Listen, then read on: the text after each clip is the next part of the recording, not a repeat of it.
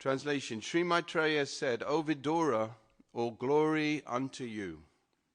You have inquired from me of the greatest of all goodness, and thus you have shown your mercy both to the world and to me, because your mind is always absorbed in thoughts of transcendence. Srila Prabhupada's purport. Maitreya Muni, who was experienced in the science of transcendence, could understand that Vidura's mind was fully absorbed in transcendence. Adoxaja means that which transcends the limits of sense perception or sensuous experience.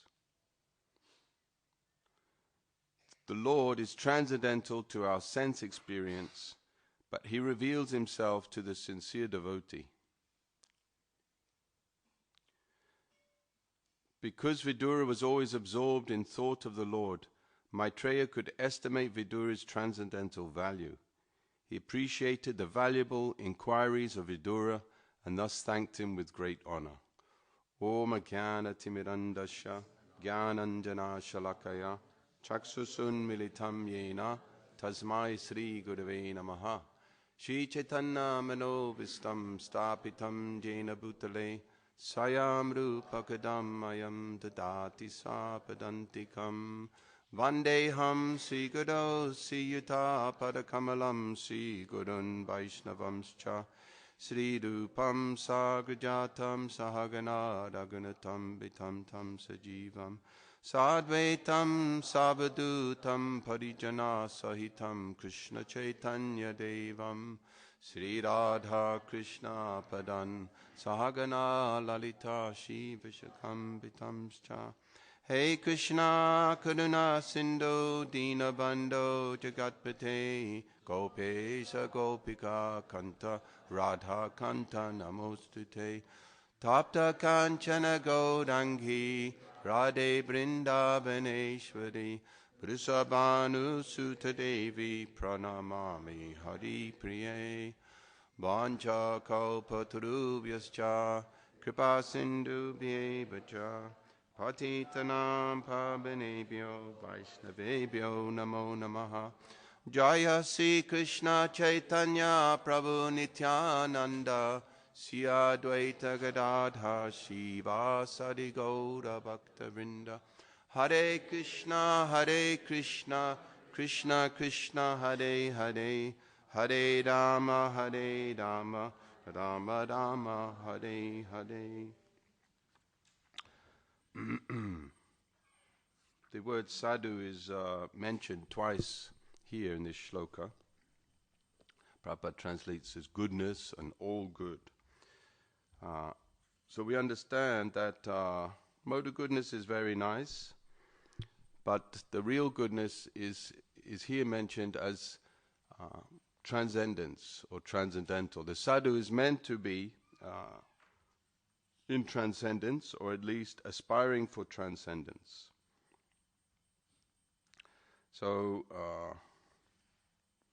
his situation is to sadhu, is to cut away the material attachment from the heart for material life, because generally people are conditioned, like an animal is conditioned, to simply go about looking for happiness through sense perception, sense enjoyment, or sense satisfaction.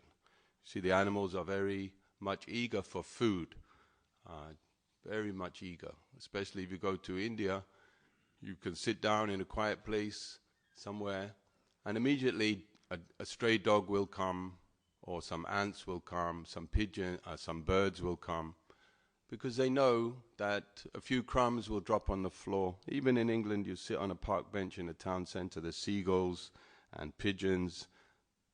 You try to take a peaceful lunch, but they will come because they know. I was in a very isolated place recently in the South Coast. I sat on this bench. It was so peaceful and quiet. Folkestone, I was just having a sandwich before I went to the Sunday program there. I was so quiet. It was all on my own. But immediately I took my sandwich, birds came, some ants started crawling around, because they know that one crumb will drop and they will be able to eat. They will be able to eat. The great need is to eat. But the human being, he's meant to approach ideas of inquiry, just like Vidura is inquiring Maitreya, inquiry. Who am I? What is this world? And how to get knowledge. So you see that this transcendence, you meet a lot of people in this world who have some experience of transcendence. You know, everyone you meet who's on a spiritual path, they have some realization of Brahman, because they've used their minds and they've speculated and they've prayed, and maybe they've tried to meditate, or maybe they've had some experience, some epiphany, and they believe in some idea of transcendence, Brahman. It's very, very common that people have experience of Brahman. I have a next door neighbor, and he had a son whose son was a bit of an alternative guy, and I spoke to him before he went to India once, and I had a few chats with him. This is over 15 years. He phoned me just in the garden. I was sitting in the garden. He phoned me. He said, I needed to have contact with you. He never phoned me in his life. He said, I found God. So I said, oh yeah, I had my eye on you, you know. So he had all this realization and some epiphany in his life. He left his girlfriend. He went and rented a new house, and he said he found God. So I said, that's great, and I encouraged him, and then I said, well, maybe some meet up. So it's very common that people have this transcendence of Brahman. But without the discipline, Prabhupada explains that even the great Gyanis, they sometimes have this idea of Brahman realization, or in our own personal lives. But without the process of transcendental practice, sadhana, it's very, very difficult to make progress, and one will again become like an animal and just enjoying the senses. Or you'll have some sentimental idea of spiritual life. So by mental platform, one can perceive Brahman. And then there's all sorts of situations. Bhagavatam talks about fainting, or some shock, or the loss of someone very dear to you. In that moment, or in between waking and sleeping, what is that? I can't remember exactly. But there's some idea of transcendence in these ordinary, so-called ordinary activities. I remember once I fainted in my house. Early in the morning, I got up to use the bathroom, and by the time I got back to my bedroom, I fainted, hit the floor. It was about 4 in the morning. My wife came running in, and she was in distress, and I was in bliss, because I'd completely transcended my mind and body, and as I was waking up from this faint, I felt really happy. I was smiling and happy. It was a really far-out experience. So these are common, and you see people have near-death experiences because they touch the point of freedom from the bodily concept of life, where their mind stops thinking of everything in this material world. And for our process of sadhana, we're not Brahmavadis. We're not trying to reach this transcendence here by meditating on the impersonal Brahman. What does Krishna say in the 12th canto about this, Prabhu? I know you know. Go on, say it. Before that, he said it's very troublesome. It's very troublesome to try to fix your mind on this impersonal Brahman. Very troublesome, very difficult, with great difficulty to refrain the mind from all material things and to fix it on spirit. This is a process of sadhana. It's described in the Vedas also, because remember, Vedanti tattva vidas brahmeti paramatmeti bhagavan iti sabjati. That this transcendence exists within 3 categories: Brahman, Supersoul, and Bhagavan, the Supreme Personality of Godhead. So there are thousands and millions of yogis and jnanis who meditate on this Brahman. But Krishna says this is very troublesome, very difficult. They have to withdraw their mind from all material things and fix it on a unvariegated, undifferentiated point, Brahman, this light, this non-variegated substance, which they believe to be the absolute truth. And they interpret the Vedas and all the Vedic aphorisms, and even when they touch Bhagavad Gita and Bhagavatam, they interpret in this impersonal way. Therefore, Chaitanya Mahaprabhu has said that they dare not. He should not. He was talking about the great impersonal school of Shankaracharya that covered the whole of India. Said they dare not comment. They shouldn't comment on Srimad Bhagavatam. They have a very difficult time proving their impersonal ideas through Srimad Bhagavatam.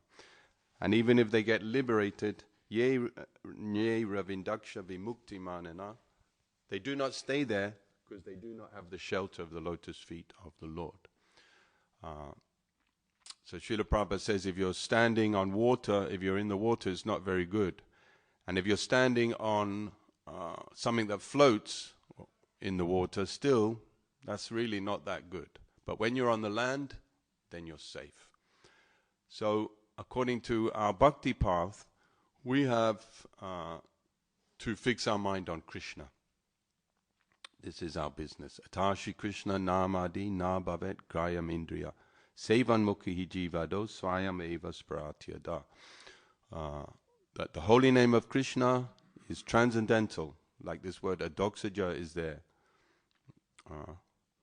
Aja means unborn. Adok means beyond.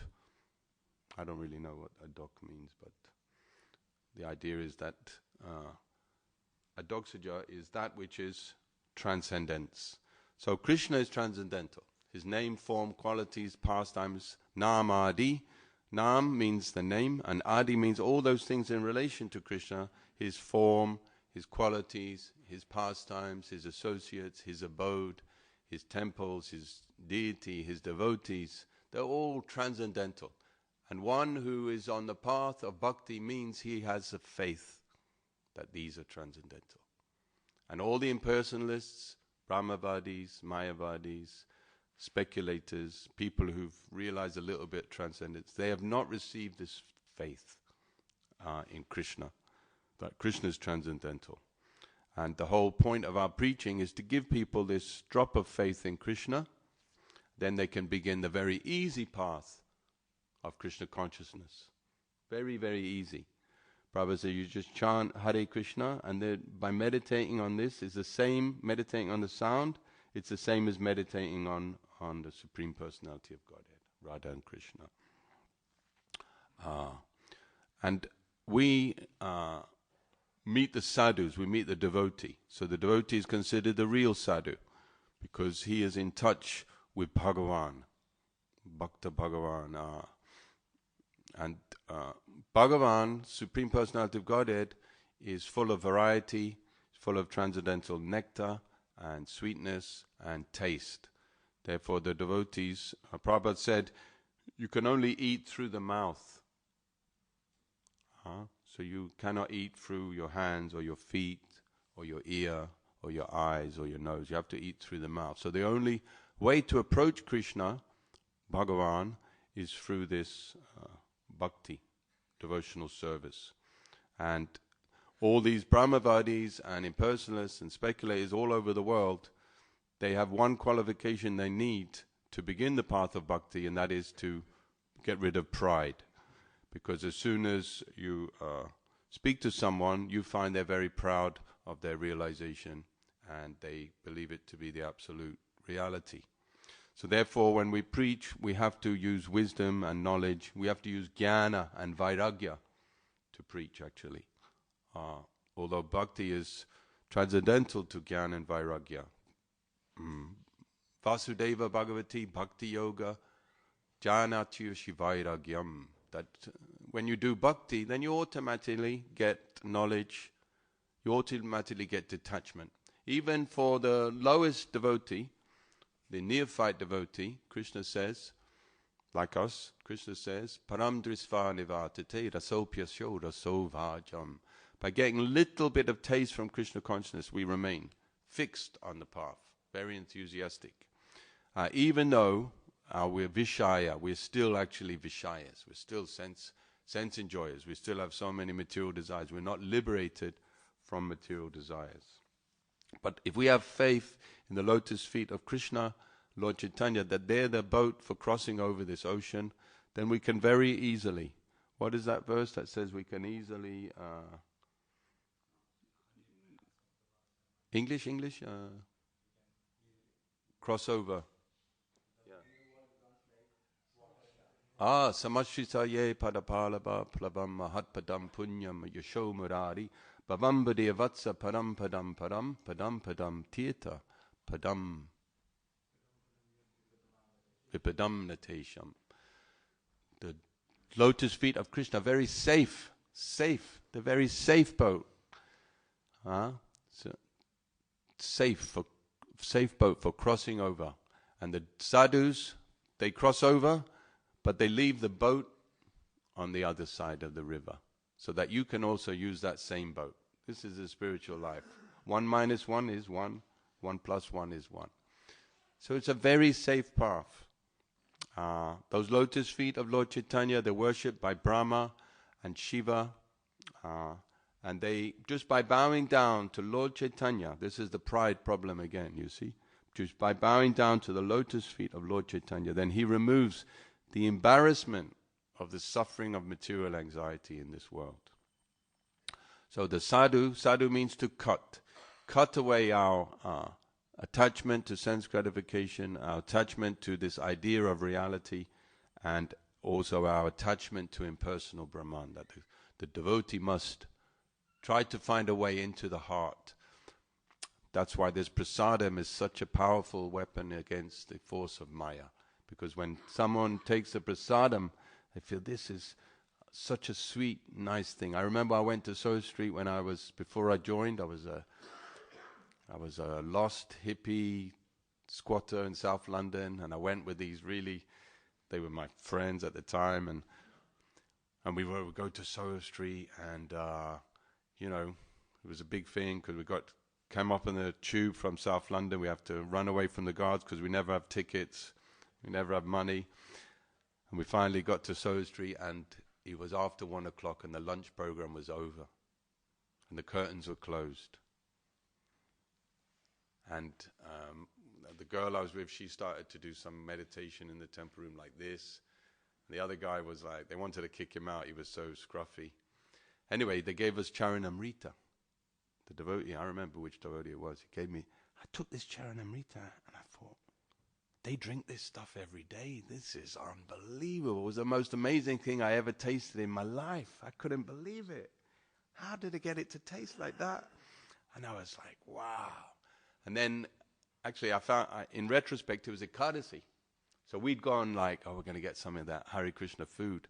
So they gave us a box, and in the box was like some fried peanuts. We were really disappointed. So you tried to go and enjoy Krishna consciousness, and Krishna says no. But we sat in the temple room, we saw one devotee clean the temple room, and then he sat and read, and it looked so peaceful and nice. So the prasadam is so important. Charanamrita is so important, because I became a devotee. The other two didn't, unfortunately. So sadhu gives prasadam, and this anugrahata, sadhu anugrahata. Actually 3 times the word sadhu is mentioned in this verse. Sadhu. The literal Sanskrit meaning is one who cuts. Sadhu is one who cuts. Therefore, don't go to the sadhu unless you're prepared to have your material attachment cut. Little slackened. Just like the verse by Rupa Goswami. Don't go to see Krishna. Don't. If you see Krishna playing his flute in the threefold bending form underneath this beautiful desire tree on the Yamuna, shore of the Yamuna in Vrindavan, you'll immediately give up all material attachments to your family, your society, your everything, and you'll run. Krishna, all attractive. So don't go to see Krishna. Don't. And don't go to see the sadhu. Some sadhus are very heavy. Sadhu means heavy. Some people, they want to talk to the devotees with their ideas, or sometimes they come for blessings. If they're from India, they have little faith in sadhus. But the real sadhu will cut. Like our sannyasis in ISKCON, they have to be nice to everyone. This is a difficulty. But you see, the very old ones, they don't care anymore. They don't care whether you like them or not. So they tell you, no, surrender to Krishna. Do 2 years in the ashram, 3 years in the ashram. Young people come. Like this. Chant 64 rounds. Now you're 60 years old, just chant 64 rounds and read all day. Forget everything. So this is the sadhu. It has to be a little heavy sometimes. And we say sometimes we get success. We shouldn't be too soft. We should be firm but balanced. Anugraha, this is mercy. Now, in the Bhagavad Gita, there's famous verse, Tesham evan anukampatam. Anu means following, this word anu. Kampa means like compassion or mercy. So, it seems, because this word anu, granata means mercy, it seems that because the heart of the sadhu is in the right place with Krishna, then he has compassion. The compassion follows his heart. This is the idea. Anu, following. It's following. Kampa artam. Artam means that which is necessary, that which wants to be achieved. Anuka. Ka means like karma, it's a doing, to do. So anu kampa atam. And the translation probably gives to show special mercy. Now there are different types of mercy. Right? There's kripa, doya, and karuna. So doya means like a official, like a judge. If a judge pardons you or the king pardoned you, it's official. Okay, I'll let you off this time. This is a type of kripa. And doya means more giving, generous. I give you something. I give you some gift. I give you some wealth. But karuna means compassion. Means that you don't even want the mercy, but I'll chase you down the road and give it you. Just like you see devotees, sometimes they can see almost they could sell the book to the guy and they chase him down the road. Please take the book, please take the book. So this compassion, Krishna is Adi Devam Karuna Nidhanam. He's an ocean of compassion. Karuna Nidam Tamalavanam Suhitavataram. He is has a complexion like a tamal tree, and Tamalavanam Suhita Avataram, and he descends to this world to look after the welfare of the fallen souls. So this compassion is there, Karuna. Apara Sangsara Samudra Saitam. He's Saitam, he's a bridge for crossing over samsara. The ocean of birth and death, we're all suffering so much. Old age, disease, death, repeatedly. He is Saitam, he is the bridge. And in the other verse says, Vande Mahapurush, Jayam Sada Paribhavagnama Bistadoham Titaspatam Shiva Varinchinitam Sharam Brichati Ham Pranata Pala Bhavabdi Potam. Potam means a boat for crossing over the bhava, the ocean of birth and death. Just like we sing in the morning the Guru Vandanam. Bhava, ocean of birth and death, ocean of suffering. So Krishna is the bridge for crossing over that ocean. And I'm trying to go back, yes. So Parama Karuna. Parama Karuna. Nitai Gaura Chandra. Krishna is a Karuna, ocean of mercy. But Gaura-Nitai, Parama Karuna, the supreme ocean of mercy. So Lord Chaitanya is more merciful than millions of mothers. Can you imagine how kind he is to his devotees? And we see that Srila Prabhupada displayed such kindness, compassion, unlimitedly. So Krishna says, to show them special mercy, I dwelling in the hearts destroy with a shining lamp of knowledge the darkness born of ignorance. So there's a verse by Rupa Goswami that says, only the mercy of Krishna is going to elevate you to the spiritual world.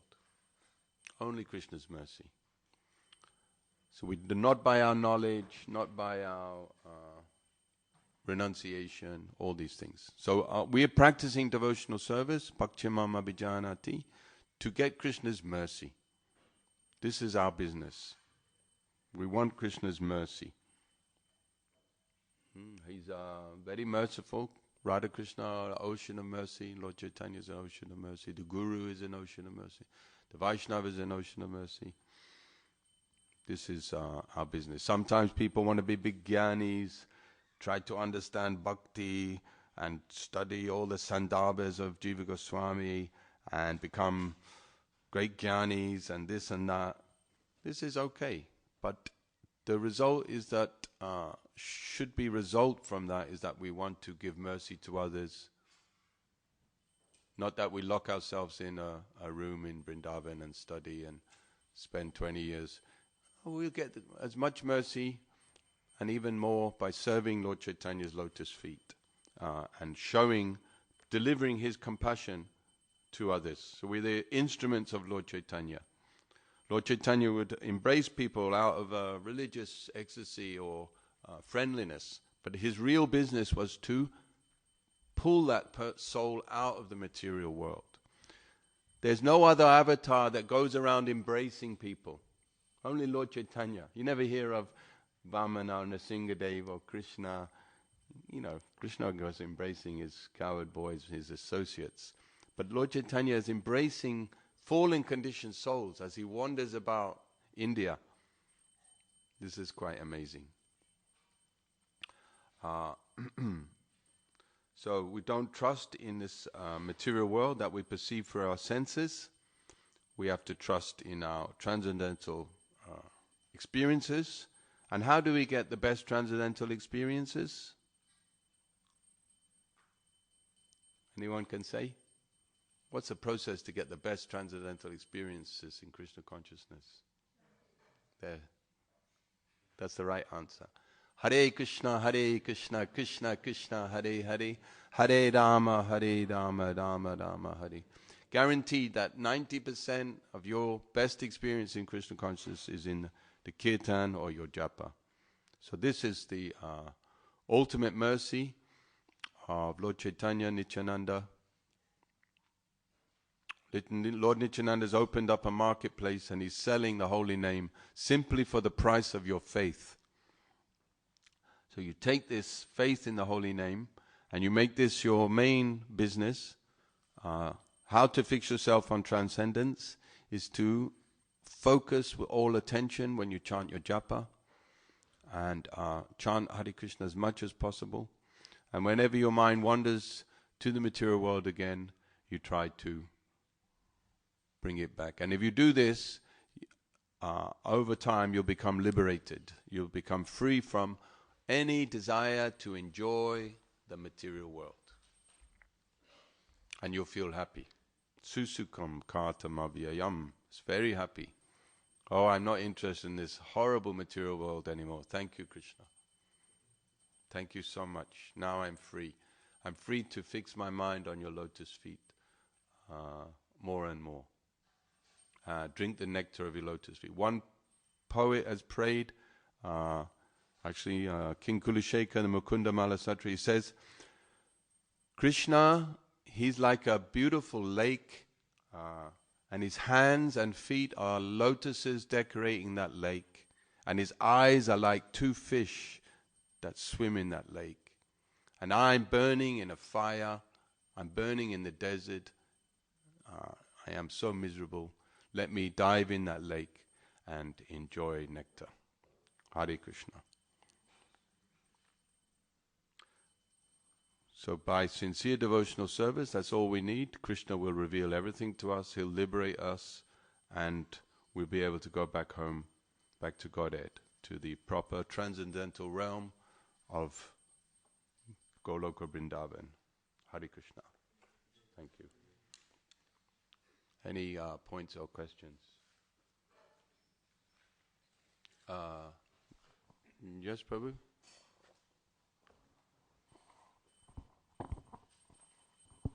Thank you so much, Prabhuji. Regarding the point that the only thing that materialists and Mayavadis need to get rid of is false pride. This is something which was very striking for me, and I'm hearing for the first time. So is there any reference of this? Reference? Yes, in Manasa, Raghunath Das Goswami, Manashiksha, Dhambam. The first thing he says, get rid of pride. This is the first obstacle. And Krishna also, Bhagavad Gita, says to Arjuna, you're talking learned words, but you're a fool. So then, sadhu means cut away your pride. Sadhu can't speak to you until you're ready. He can say some nice words, but you're full of pride, you're absorbed in material world. What can you hear? So this is the most important principle. In the Bhagavad Gita, 15th chapter, last purport, Prabhupada says that pride is the biggest obstacle. And until one submits to this hearing process, Bhagavad Gita means Krishna's Adi Guru, he's the original Guru. He's speaking a Shiksha to Arjuna, the original teacher. So unless one submits to this hearing process, in that purport, Prabhupada says pride is the first obstacle. And the second obstacle is a weakness of heart. That is another thing.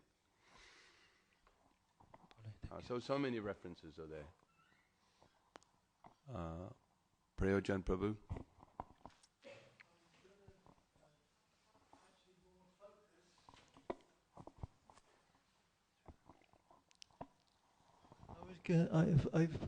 I've noticed something about the relationship between Maitreya and Vidura.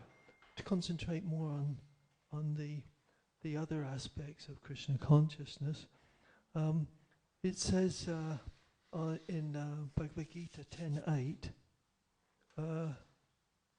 Krishna says, "I am the source of all spiritual and material worlds. Everything emanates from me. The wise engage in my devotional service and worship me with all their hearts." So we can see that Maitreya and Vidura, they have this relationship where they're also relishing each other's relation. They're relishing each other's relationship with each other, and they enjoy these discussions that one has inquired from another. So in 10:8 it says, "The wise who perfectly know me engage in my devotional service, and they just worship me with all their hearts." They're absorbed in each other's hearing, the other devotees relishing the service, and these two, they're both high in their knowledge, and they're just relishing each other's relationship, and with great ecstasy. I don't know if that is relevant, but yes, very relevant. Machita madkata prana bodhyanta parasparam katayantas chamam nicham tushanti charamanti cha. Okay, thank you very much. All glories to Shri Shivada Gokulanand, Srila Prabhupada, Srimad Bhagavatam ki jai.